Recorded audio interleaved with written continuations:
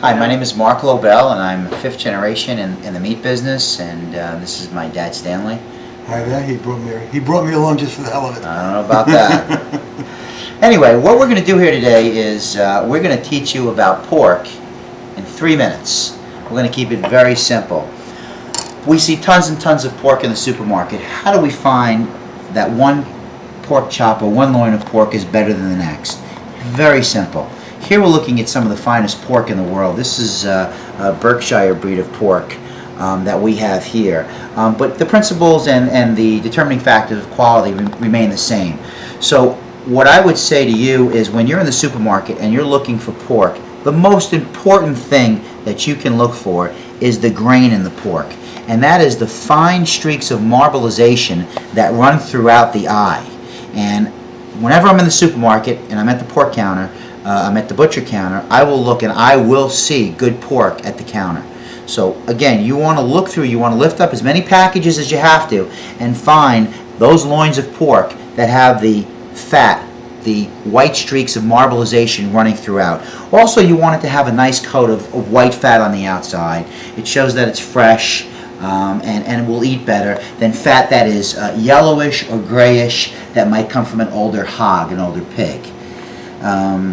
Here we have a loin of pork that has been Frenched. The bones have been Frenched. It looks very nice for a dinner party. You can put frills on it and really make it look beautiful. But if you're a true carnivore and a true meat eater, you want to forget about the frills, forget about looks. There's nothing better than eating off that bone, the pork chop bone, full of flavor. Well, I could just add to that, when you have your pork chops in your showcase in your supermarket and you see them laid out, one other important factor is to look at the bones. Now you'll see these bones that have red in between the bone itself. See that little red streak? That determines the youth of the pig, the youth of the animal. Normally speaking, when you see the redness in the bone, you know you have a better shot of it being soft and tender. We specifically brought out two different loins of pork here. One is a little bit lighter in color than the other. Can you see this is a bit redder? This is a bit lighter. Which one would you go for? Wrong. The lighter one. The lighter one. It's a younger pork. The fat is much whiter in color. It will eat just a little bit better than the red.